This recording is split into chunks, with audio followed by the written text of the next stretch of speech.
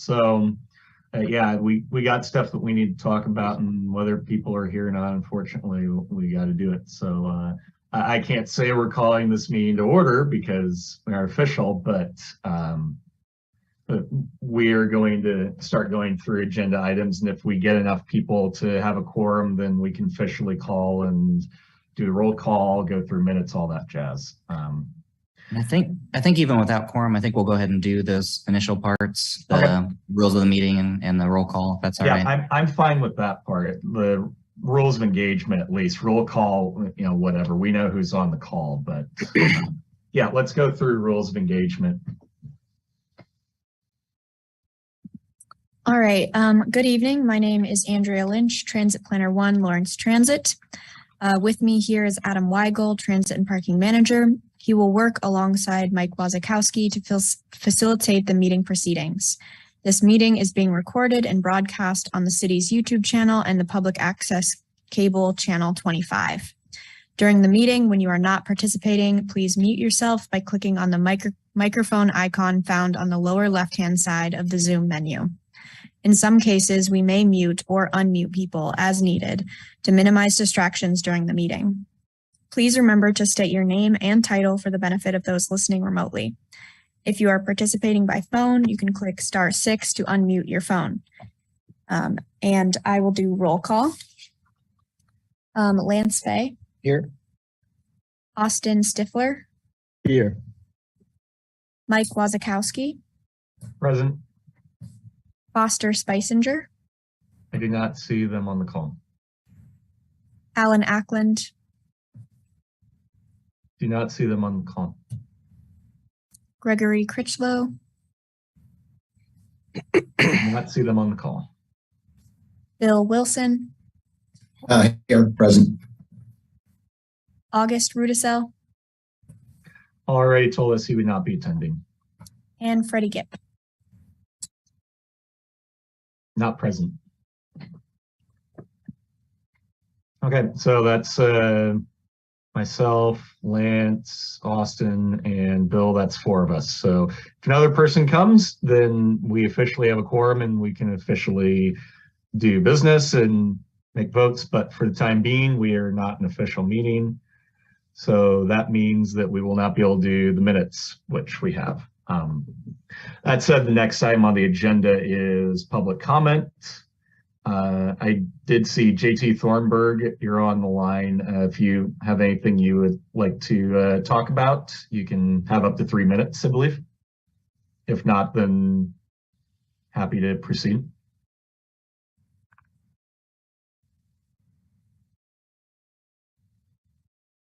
Okay. And thank you to whoever was in the office controlling the camera, and let me see that there's nobody in the meeting room asking for public comment, so we can proceed. The first item on our agenda is an update to the bus stop improvement program, in particular technical guidelines. And Adam, you have some slides to show us? Yeah, we'll have Felice from our team give a presentation here. Hi, Felice. Hey, everybody. Not used to seeing you on that side of the dime. Yes, special presentation for today. Felice Laverne, Transit Planner 2. I'll be speaking to you today about our bus stop improvement program update. This is an update of our 2015 guidelines. And those can be found on the bus stop improvement program project page of our website. And let me get the screen sharing going. Okay. Good. Great. Okay, so we recognize the community's desire for better bus stops and have been working hard towards that goal for the past few years. This is part of our process to formalize our plan and to get feedback on it from the community. The full plan is attached to the agenda for your review, and this presentation is just an overview of its major sections. We'll also show you our draft survey and go over any questions or feedback you have for us.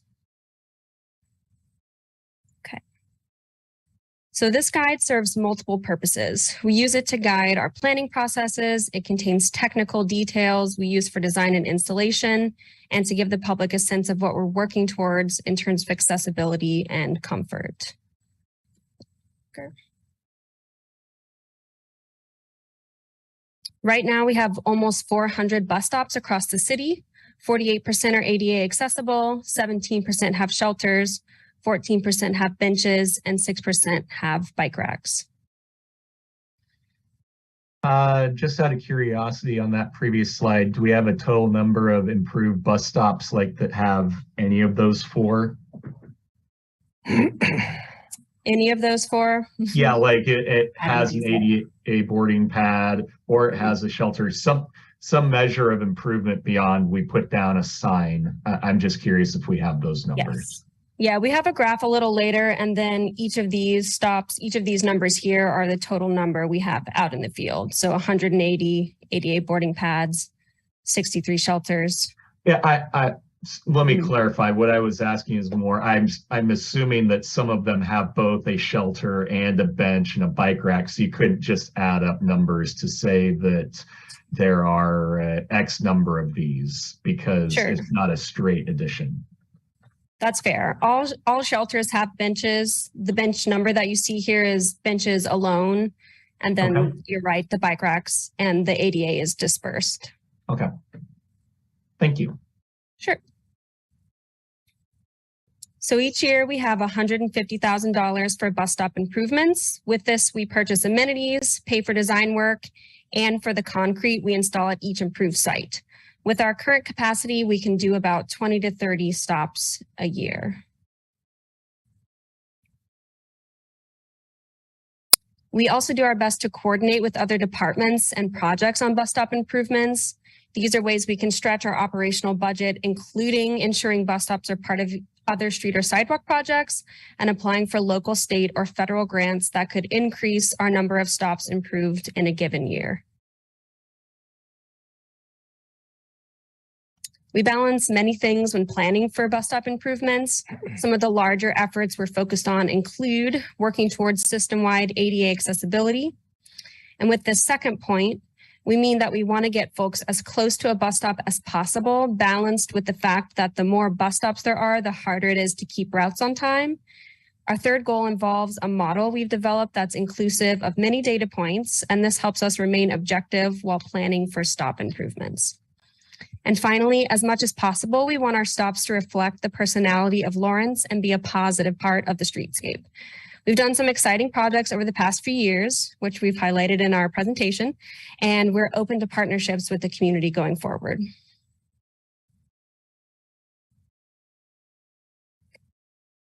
At our current rate of installing 20 to 30 amenity improvements a year, it will take us 15 years to reach full ADA accessibility at all stops. And since 2019, we've made 33 more stops accessible.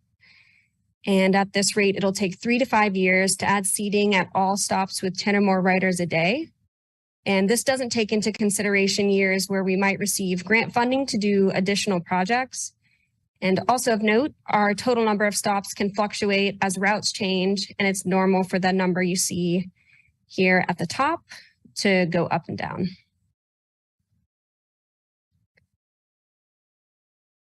I wanted to touch a little more on our model here.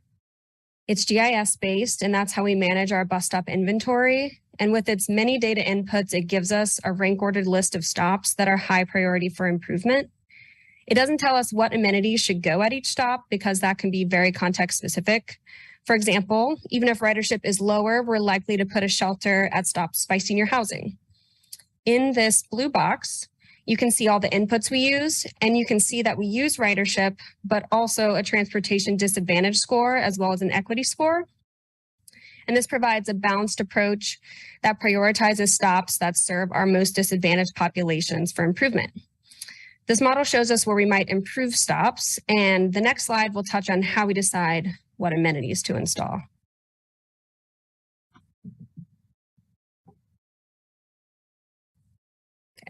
Right now, our amenity strategy is a hybrid approach that includes installing shelters and benches and making ADA improvements to about 20 to 30 stops per year.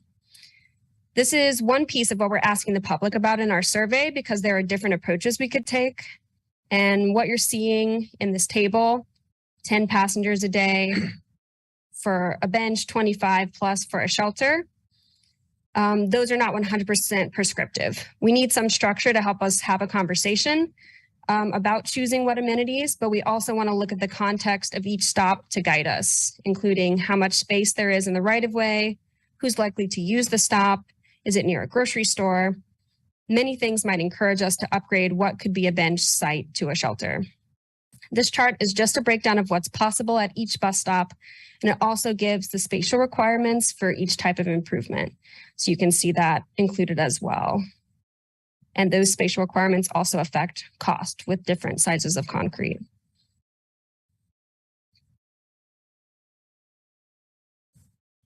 From planning to design to implementation, it takes us about a year for an amenity to be installed. We choose the stops, determine the amenities and placement, and send that to an engineer to make construction drawings. This helps us ensure ADA accessibility and site longevity. Contractors then bid on these designs and create a construction schedule. And MSO and transit staff manage these projects, and Parks and Rec has been helping us with amenity installation. We want to hear what folks think about this plan. We'll be seeking feedback during October and November on the bus platform and on Lawrence Listens. So now I can show you some of our draft survey questions. And we've put this together to help understand public expectations. We think we're asking the right questions, but we are interested to know your thoughts to help us finalize this survey. We're hoping to get it out to the public soon to get feedback before the holidays. As a reminder, this survey is self-selected and we want to get perspectives from riders and non-riders. So our major question, this one, is asking about our amenity installation approach. We hear from different folks that there should be seating at every bus stop or that we should only be installing shelters. For example, we often see plastic chairs at stops that have 1 or 2 riders per day. And this question starts to help us understand what overall expectations are. So as we've discussed, we're using the hybrid model right now of installing benches and shelters, with each of those sites also being brought up to ADA standards. And with that, our seating goal could be accomplished in 3 to 5 years and accessibility in 15. So each of these options is here in a rank ordered format. This is just showing you that you can hover over and get more information, and then you put these in the order that you'd like. So the other options we're presenting are a shelter-only model, where we could do half as many improvements a year based on the cost of the shelters. So with that, our seating goal could be accomplished in 7 to 10 and accessibility in 30. And then we also are showing an accessibility first model. And with this, we could focus on bringing all stops up to ADA standards much more quickly than the hybrid model without focusing on seating. And that would take 3 to 5 years. So that's our main question. And then next we have other questions that'll help us prioritize different aspects of our amenity plan. We have these kinds of shelters out in the field now, and we're really interested to see what folks think of each option in different seasons and let them tell us how comfortable they are. This will really inform what we put out in the future. Then we have some general comment boxes here, and we are going to link to the amenity plan document. It'll also be in the introduction, so folks will see it before and then they'll see it when they get here. And this survey will be open for 30 days. And if you have feedback for us in general, if you'd like to take the survey, Lawrence Listens would be the spot for that. And we also have a spot in the amenity plan waiting for survey responses. So you'll see that if you look at the plan. So we'll go seek feedback and then put that information into the plan itself. And then one last thing before we get into questions and comments, I wanted to show you the amenity project page on the website. So this is our new website, and we're constantly working to update and improve these project pages. So this will be kind of the one-stop shop for places you need to go to find out information about our projects. You'll see that same information I shared with you here. You'll see upcoming milestones, our current in-progress work, and then our past work. Okay. Comments, questions? We can look at the survey or we can look at the presentation. I'll open it first to, well, members of the public. JT, you're on the line. JT, you have an opportunity to speak now if you want one.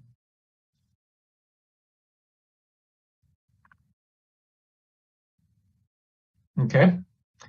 Hearing nothing. Austin, Bill, Lance, you guys have any comments, questions, concerns? Looks like this is comprehensive. This is Bill Wilson. Sorry. It looks comprehensive and should provide some good feedback. I'm glad it's to riders and non-riders, and it'll be good to see if we can get some participation on that. Thanks, Bill. Austin, you had something? Yeah, this is Austin Stifler, PTAC member. I think it looks pretty good. Definitely think that kind of focusing on accessibility would be positive there, as that 15-year time frame, just kind of as it stands, is a little lengthy. If we can kind of do some things to streamline that, it would be helpful. I also think that the community involvement in terms of improved bus stops has been a pretty good addition to this process. Thank you. Lance, do you have anything? Nope. Perfect. Only question I had is, when we're soliciting non-riders, is there a particular perspective of non-riders that we're looking for to answer this question? Like, are we looking for people who might be interested in riding the bus?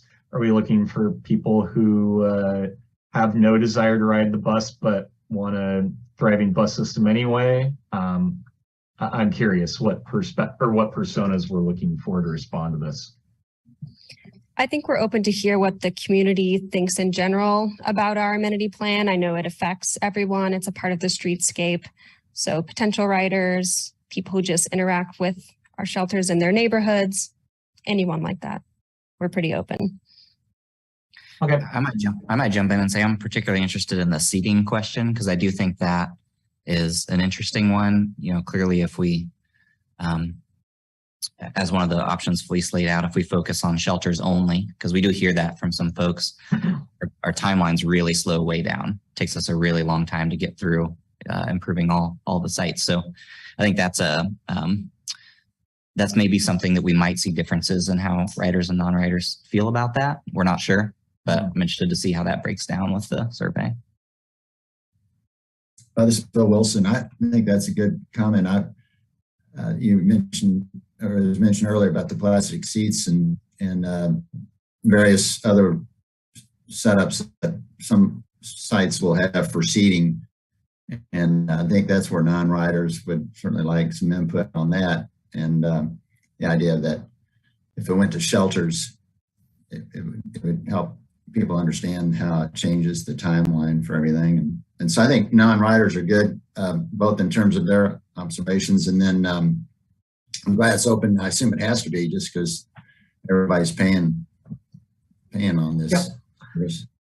Absolutely. I was just more curious from the aspect of, I think that this is useful for us to also look at people who could be interested in riding the bus if the amenities are improved. I don't necessarily guarantee that people like that exist in Lawrence, but I would bet that there are some people on the margins who, instead of seeing plastic seats and a grass field that the bus stops at, might say, that doesn't look professional, but a place has a pad with a bench on it. They might decide, well, this is something that I can actually use.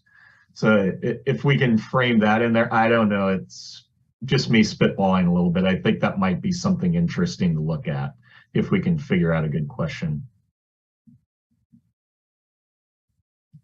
Anything else from anybody on the line?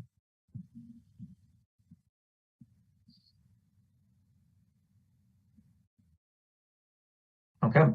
Thank you, Felice, for this information. Next item on the agenda then is an update on electric buses in Lawrence. Adam, I believe you have a presentation for us, or somebody does. Yes, I'll get it pulled up here.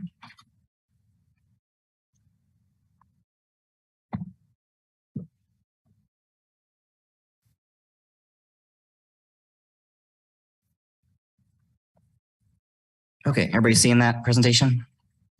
All right.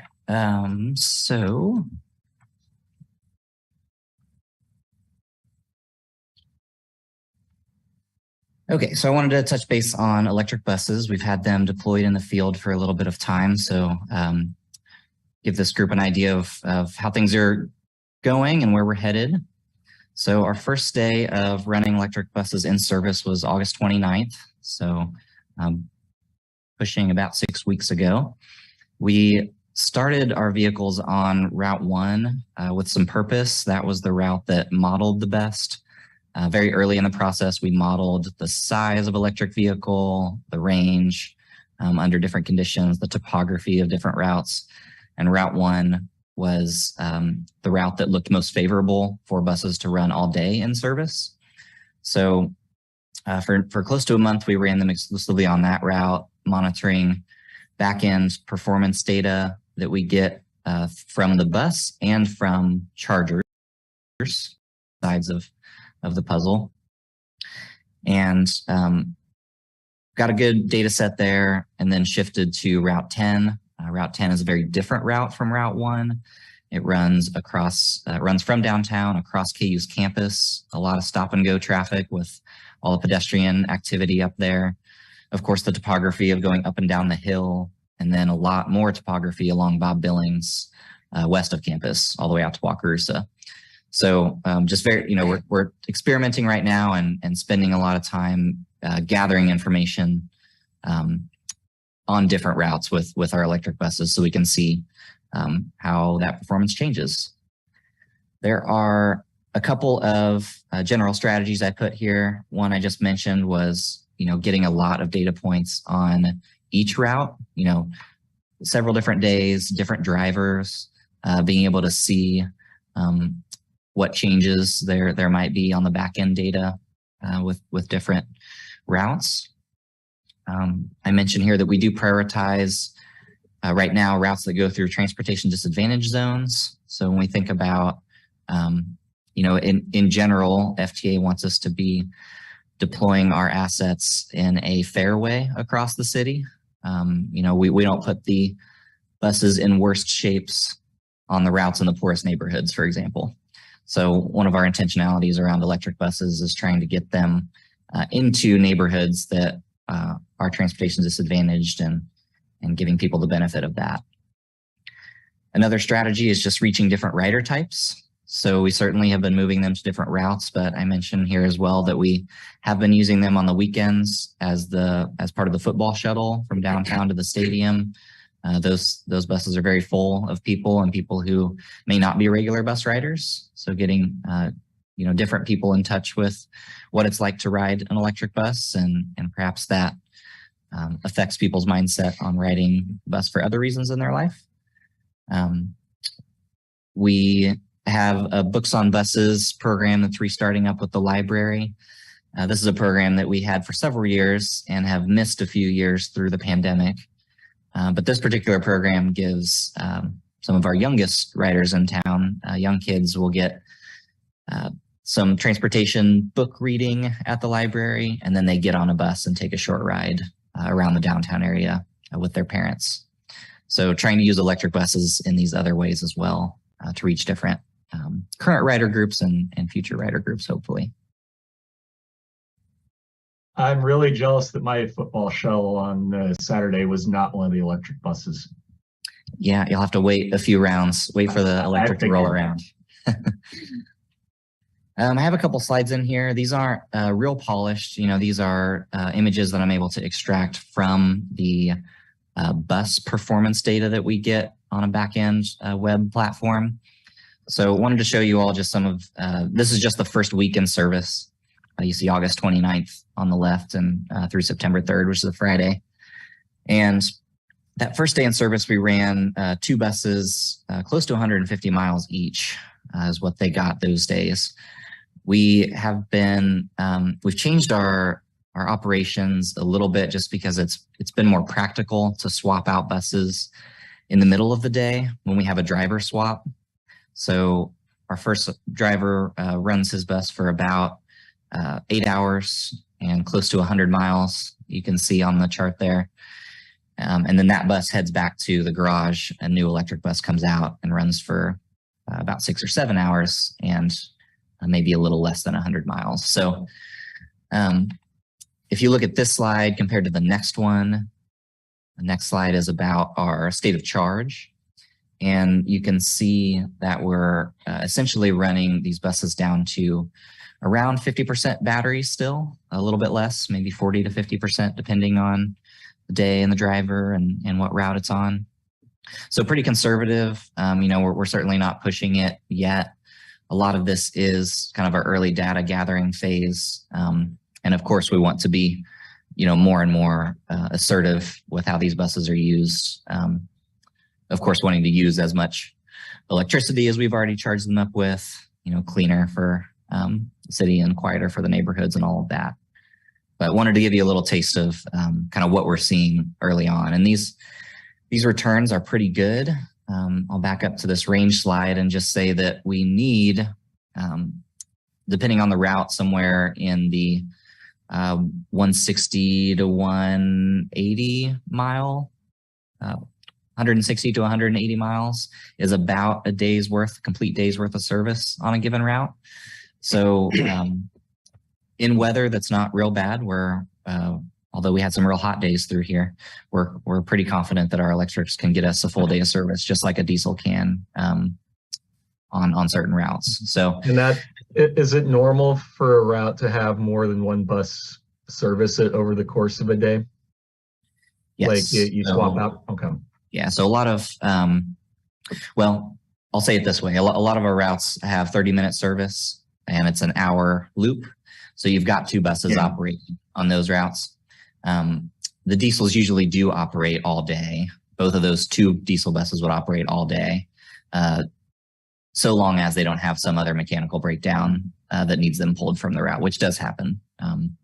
So a little bit of a caveat there, but we certainly want to run our electric buses as we do diesels, you know, put them out all day and not have to worry about a swap. Thank you for that. I wanted to show, you know, I know we've talked about as a group, and I'm certainly happy to talk about it again, a field trip opportunity for the group to see some of this stuff in person, but wanted to bring photos, at least in this setting, to our charging setup out at the maintenance facility. So we have our buses parked along the north curb of the property.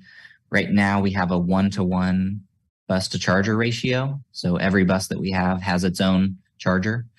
Or availability to reach its own charger. We will enter into our zero emission transition plan process in the next calendar year. And, you know, right now we've got a setup that can accommodate 12 electric buses. And, you know, 1-to-1 charger to bus ratio is fine for that setting. I think we will have to start thinking about when we have 25 electric buses and we have 50, if we're working with KU towards a close to 100 vehicle fleet, we're probably not talking about a 1-to-1 charger ratio at the end of the day for all those buses. It's probably more of a system. So this may change as we move beyond the pilot phase, if you want to call it that. But right now I wanted to give you a sense of what that looks like out there, and certainly happy if there's questions from the group about a field trip, we can figure out the logistics of that. I think this is the last content slide. Yeah. So I'll just want to mention, you know, I showed you some data points. CTE, which is our project manager, through all 3 phases of electric buses that we've won through the federal government, they'll be providing us a lot more rich data sets and dashboards and PDF documents that are easy for you all and the general public to digest about our performance and emissions reductions and uptime of these vehicles and all that stuff. So I just want to say what I've put together here is trying to give you, you know, what I have the current skills to export from our platform, but that we have a a team of people who are helping set ourselves up for a very engaging dashboard setup where it'll be easy for you all in the general public to see more data, and it'll probably spark more questions about how things are going. So there'll be more of that to come. That is all the content I have. I'm happy to go back to anything or answer any other questions you have. I'll go first to public. Anyone who isn't on PTAC that's on the call, including JT. Anyone have any comments, questions, or concerns about this data?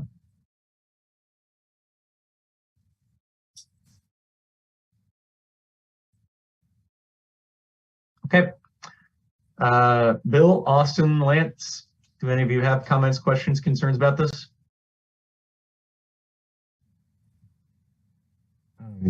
Austin Stifler, PTAC member here. I think that the range data certainly is something that kind of ameliorates kind of the question at first, trying to keep the electric buses on those flatter routes because of that uncertainty. I think it's definitely a good sign. In addition, I will say just being on KU campus, starting to see some of those buses come across Jayhawk Boulevard. A lot of students kind of are looking at those with curiosity and going, oh, hey, that's pretty cool. So I definitely think that we're doing a good job getting the word out there. Thanks, Austin. Bill or Lance, do you have anything? Okay, I see Bill shaking his head no. Lance? Okay. Yeah, I want to see this set up in person because it's really cool to me. Could you go back to the mileage charts on 2 and 3? Or sorry, 3 and 4, I guess.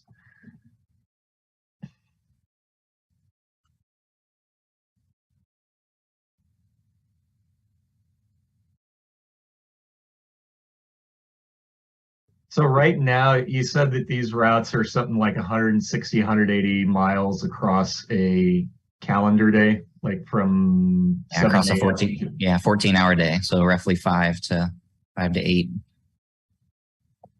5 a.m. to 8 p.m. Yeah. I'm curious what the numbers are going to start looking like when the temperature dives. I know you mentioned that there were some hot days in here, and there definitely were, but I also know from my own experience that the batteries work a lot better in heat than they do in cold, and it gets real cold here. So I'm curious what this chart probably won't change necessarily, but the next one on 4 in terms of percentage of charge remaining on these, that's going to be dramatically different when the temperature starts dropping like a rock. So. Yeah, and I'll remind the group, I believe we've talked about it before, but we do, on these buses and each of the next 2 awards that we've gotten, as part of the Low-No program, you can have auxiliary diesel heaters that help heat the cabin, the area where people are actually sitting, and that can really save range to a degree that's very important to keep these buses on route for much longer. So using electric heat inside the cabin, essentially having you pull the bus off route probably within a few hours. So modeling wise, now we've got a lot of empirical testing to do, but modeling wise, we see those heaters can help us keep buses at about 75% of what they normally get range wise. And we'll see what actually happens when we get into some tough winter days, to your point, Mike. The other thing I would allude to is battery technology is moving very, very fast. Yeah. These first buses we have are 444 kilowatt hours of energy. Next year's 2 buses will be 686 kilowatt hours. And then the 2 40-footers that we're getting in 2024 will be 738. So, pretty rapidly, we're close to, within a couple of years, close to doubling our battery capacity, which should really help us during those tough weather days. Yeah, not to mention that'll help with the very hilly routes that right now we aren't really sure that these buses can do. Don't get me wrong, they can definitely handle it, but if you can only do 2 loops of the entire cycle before your battery needs to recharge, then it's not terribly helpful to us, because that's replacing vehicles way too much for a full operational day. Yeah, we're not too worried about the two loop. We'll get better performance than that, but Yeah, we'll certainly keep you all and the public updated on how things are going operationally and how we're moving forward. thank you on that. One last opportunity. Anybody else who didn't speak up yet have comments, questions, or concerns?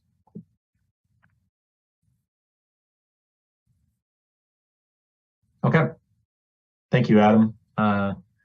Next item on the agenda then is an update on the Central Station project. So I'm guessing you have another presentation, which I already see is open. So have at it.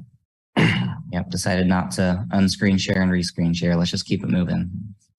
All right, so just a relatively quick update. Wanted to give you all, particularly timeline, an idea of where we're headed on the Central Station project. So this is the bulk of the interesting information here. We are pushing towards finalizing bid documents this month and getting those out to bid. November of this year is when we'd be responding to any questions from bidders, making an internal staff selection that would then go before City Commission in December. I have listed in here, we do have a couple of legal documents to work through with KU Endowment and KU. Our deadline for that would be before awarding a contract at City Commission. So I put it here in December, but quite possible that those could wrap up sooner. We just can't not have our legal agreements in order and ask the commission to. Yeah. Are those legal documents relating to who owns the land and the land swap stuff that we've talked about? So it is related to those issues, yes. We'll have a lease document with Endowment. So it is their property and we'll be leasing it for them for $1 a year for a long period of time, and an agreement to maintain, all of that it's completely our responsibility and all of that. The KU MOU is more about access and operations and how that all works. The responsibility of maintenance and cost and all that really is between us and Endowment once that land swap is complete. Yes, we'll work through those issues. We are looking at construction, if we're awarding the contract in December, construction beginning early next year, targeting the fall of 23 for completion of the project and allowing us to implement the second phase of route redesign.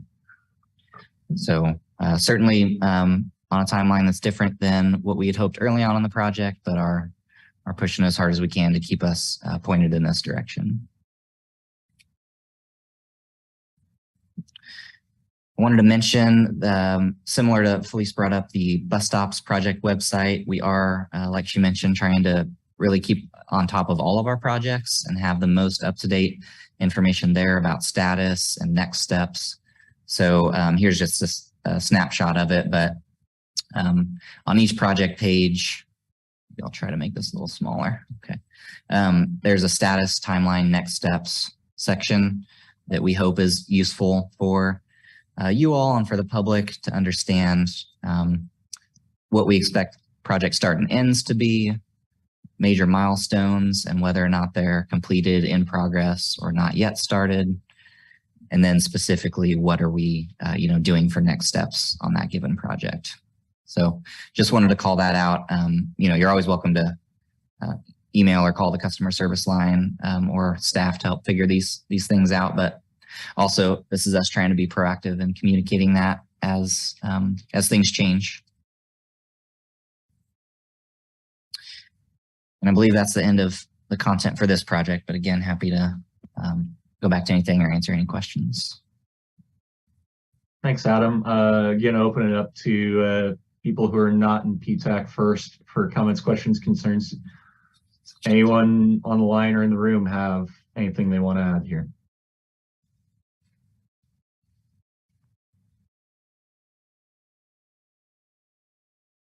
Okay. PTAC members, Austin, Bill, or Lance, do you have anything you want to ask about this? Yeah, Lance Fay, Vice Chair.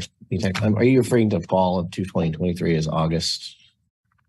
That's our intention. Yep. Yeah, I think we'll know specifics when we get, when we actually receive bids and award a contract. That'll include a timeline from that contractor. So with more certainty, we'll be able to say exactly what we're looking towards. But yes, it would be our hope that aligned with what our route changes we normally do in August, that would be the right time for us to aim for.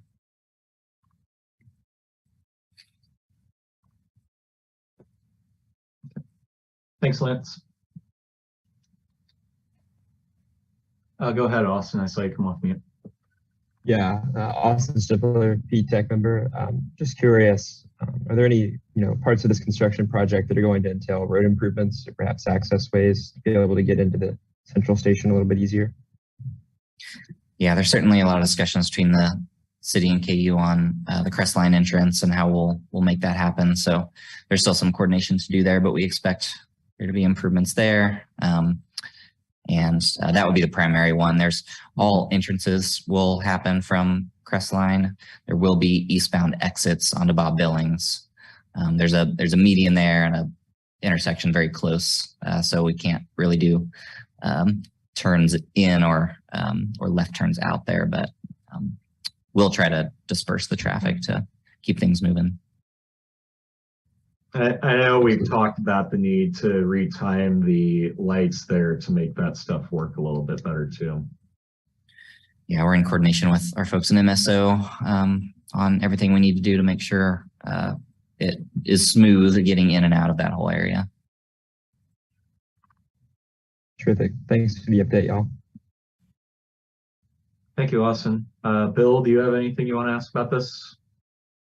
Okay. I really don't. I'm not surprised that the timeline slid a little bit. It's kind of inevitable with projects, especially knowing for the last 6 months we've been dealing with impossible to predict costs of construction and ability to get people who can actually do construction. So whatever the reasons for the delay, it's hard to know exactly. I'm glad that we have this ongoing. Do we know exactly when the bid is going to go out yet? We don't have final dates yet for October, but we're trying to get it out this month. Okay. Yeah. So that'll be yet another thing updated on our project page. When those go out, that'll be, we have each of these milestones is tied to documentation related to that milestone. Mm-hmm. So, certainly all those bid documents will be public, but when they actually go out to bid and when they are, I think we'll pull out the, not the 1,000 pages worth of documentation, but probably the 1 or 2 of the site plans, give people an idea of what the site is specifically going to look like and have it here for people to easily find. Do you anticipate any chance for the committee to weigh in on what companies are bidding or what criteria we might use to choose between bids? So that criteria is something that the construction management engineering design group of MSO does for all projects, really. So I don't know that we'll be adjusting any of our construction criteria. That's typically an internal staff selection committee. The public involvement would be when staff recommended selection goes before the city commission. If there's disagreements with who's being selected, that's the time that the public typically gets involved in selecting construction firms, not usually before that. Okay.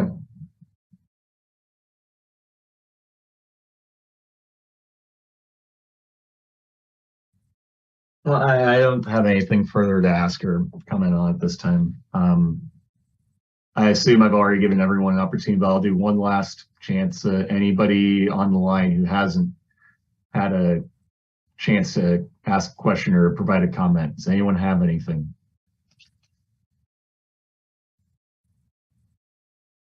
Okay. Well, next item on the agenda is then if any of the PTAC members who are on the line have something that they want us to address in a future meeting. Technically, this isn't an actual meeting, but Bill, Austin, Lance, Lance, I know you're always in the agenda setting session, so I'm not worried about you as much. But Bill, Austin, do you have any topics you want us to address next month or in December?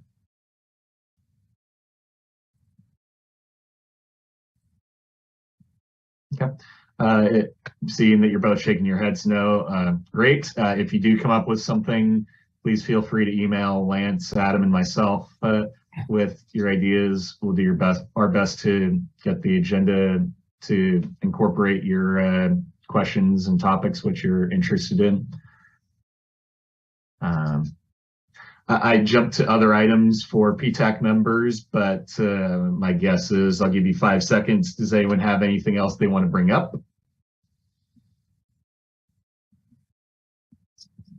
Kind of figured it would be nothing. Adam, Andrea, Felice, if you're in the room still, do you have anything else that you want to bring up on transit staff items? I don't believe we have anything else today. Okay. Well, I would say that this meeting is adjourned, but it was never officially in session. So we'll just have to remember for the November meeting, assuming that we do have it, that we'll need to approve the minutes from the August session. And I guess technically that we don't do minutes for this meeting. I mean, we can because we did actually discuss stuff, but it's not a formal meeting, so we won't have anything formally to approve. Next one. We will plan on having an official meeting on November 14th. That's the second Monday. It's about the latest that we can actually push it to without stretching into Thanksgiving week. So please make sure you're available to attend at that time. Thank you very much, Austin, Bill, and Lance. Thank you, Adam and Andrea and Felice. We'll see you in November. Thanks, everybody. Thank you.